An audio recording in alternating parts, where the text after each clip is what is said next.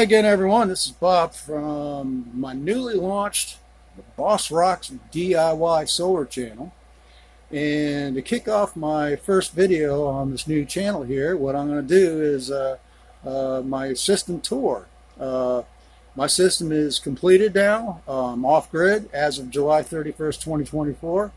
And I figured this would be a good time to show everybody what my system looks like these days. So we'll get started off here by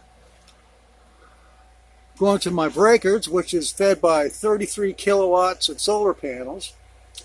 And those go into 5 grow watt 120 amp chargers. And they're fed by these bus bars here that I've made up for them. And this is all negatives. All the negatives from the solar panels are coming into these 2 bus bars. Actually, it's 1 bus bar. They're just joined together with this loop up here. And then all the positives are on their own bus bar. And the negatives come off the main negative bar, one to each charger. And that's how that works. And then on top of my chargers, I've got, for each charger, I've got a lightning arrestor. And then for each charger, I've got a meter on them to tell me what the panel voltage coming into them is. And underneath the chargers, I've got amp meters to tell me what kind of amperage is getting put out of my chargers. Now, because I've got 33 kW of panels, and these chargers here are only capable of handling 17.5 kilowatts, I've got way more excess in solar panel power than my chargers can handle. So what am I doing to get all that solar panel power used when it's needed is this. I've got a solar intensity switch right here that's hooked up to a bank of contactors, and all my excess solar panels are going through these contactors here. And when the solar intensity goes down to a certain level, those contactors will kick in and add extra power to the system. So rather than when the sun goes behind a cloud, I'm starting to dig into my batteries, these kick in and I'm back up, putting out power again, and my batteries are still getting charged and I'm still getting all the power I need. So that's a neat little trick there, and I've got a video on that somewhere on my playlist that goes into more detail. But if you want to get even more detail than that, I can do a video with schematics and everything. So just let me know if you want to know. And down here I've got a charger that's hooked up to these knife switches, which I'm not really using anymore, because what this was to charge up my new lithium battery bank builds. And it made a quick job of topping off my batteries. And since that's no longer needed, I may only use it for charging up car batteries or something now. I don't know. And then over here, this is a project that I'm getting started on that I haven't quite finished yet. And there will be a video on this sometime in the near future. And what I'm doing is I'm taking a 4,000 watt generator and I'm feeding it into a square wave bridge and a bank of capacitors, and then into my 120 watt charger, and then my 120 watt charger into my system. Well, that is quite a bit more energy I'm getting from that than I'll get from, say, this inverter here or that inverter over there. I'm not sure, but one or both of them are putting out maybe 50, 60 amps at the most. So it's not really a whole lot of amperage. It's not all that impressive. So with this setup here, I can get a lot more amperage into my system rather than taking the generator and hooking it directly up to a charger that's only going to give me 50, 60 amps, or directly tying it into my electrical system with a transfer switch, which makes things even more complicated with the wiring. So this adds a lot less complication to the system by doing it this way than the other ways, I think. And then the systems that I've got is one. This is my backup inverter. This is a 6 kW low frequency generative solar inverter. And this one over here that I just got in about a couple months ago is a pass power 6 kW low frequency inverter. And I'm going to do a review on that here sometime in the near future, and it's going to be pretty impressive, I think. So far, I'm really satisfied with this inverter, and it's a bulldog. As far as inverters with that kind of power, 5 kW and plus, running at 24 volts, and I'm using only 120 volts in my system, there's really only 3 choices that I know of that'll put out a decent inverter worthy of buying that'll do that kind of power. And there's one, the Pass Power, this other one, the Genitree, and I'm not even sure if you can get these Genitrees right now. I'm not sure if he's building them, but and then there's Ames makes an inverter. I think they still make 6 kW 24 volt. But now the price of an Ames 24 volt 6 kW is over $2,000. This Genitree, if you can still get your hands on one, will probably end up running you about $1,500 delivered. But that one up there, now it's just a bare bones inverter. There ain't nothing fancy about it. No Wi-Fi or Bluetooth or none of that crap. But that right there, you get your hands on it for less than $1,000 delivered. So there you go. That's what I got for inverters. And then I've got this Giant L 4 kW inverter. This is a high frequency inverter, and basically what this is here for is to take the load off of my main inverters in case I'm in a heavy load draw, and I don't like jacking up my inverters to max output if at all possible. So what I'll do is, if it gets like that, I'll turn on this inverter here and feed a couple of circuits off of that rather than max out my big inverters. Because the harder you use them, the faster they're going to fail. All right, so now in each one of these inverters here, I've got a 400 amp breaker feeding them, and a 6 kW 24 volt inverter at maximum output will draw 300 amps. So 400 amps covers that quite well.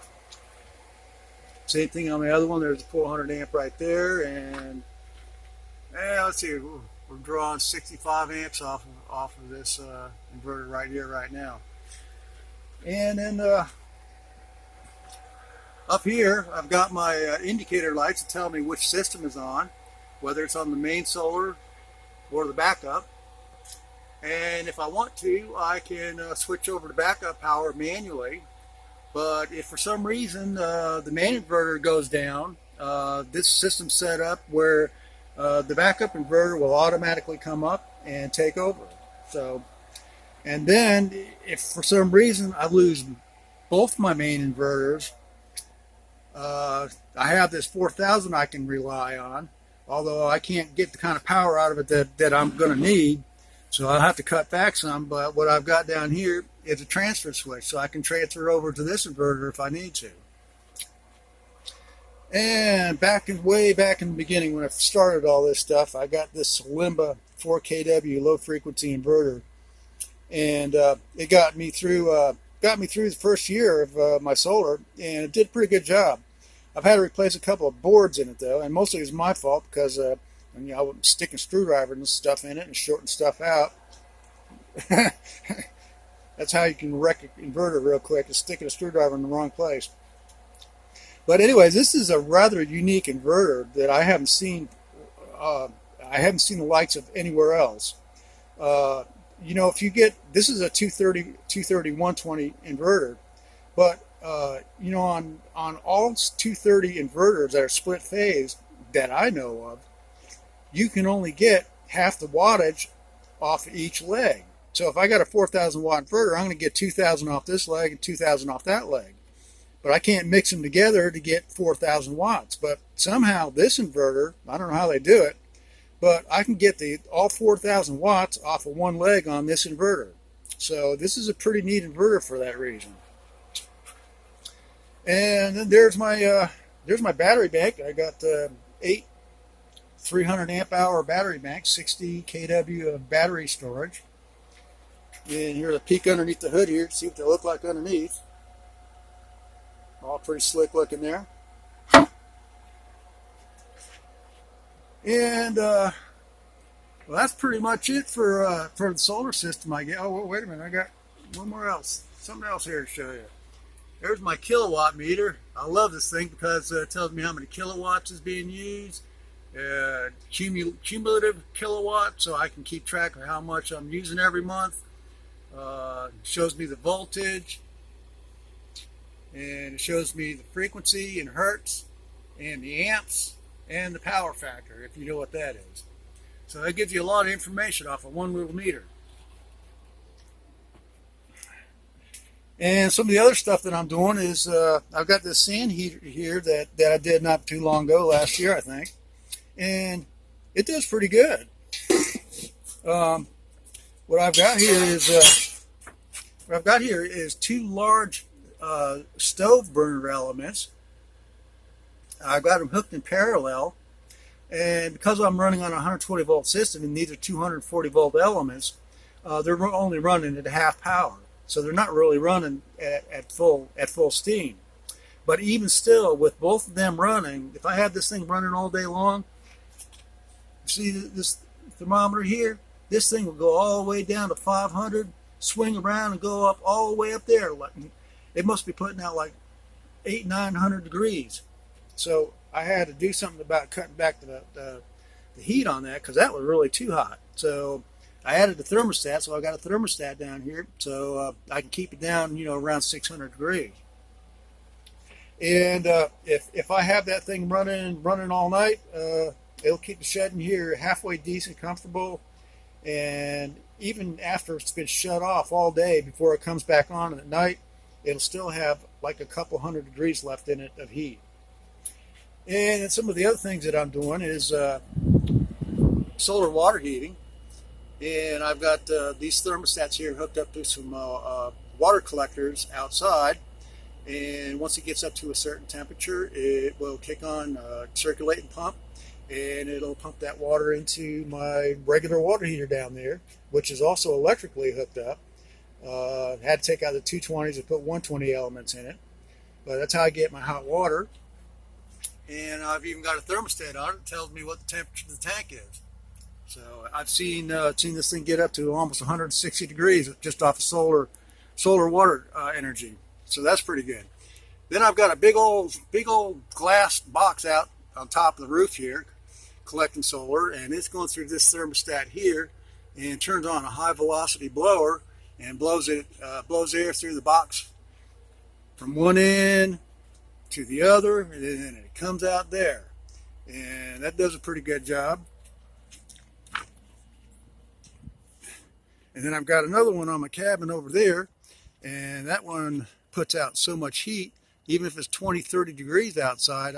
Sometimes it can get so hot inside, I got to open the door up and let some cold air in.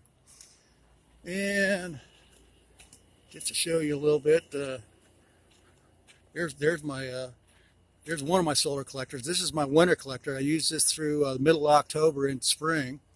And that one up there, that one carries me from spring through fall all by itself. So there you go, guys.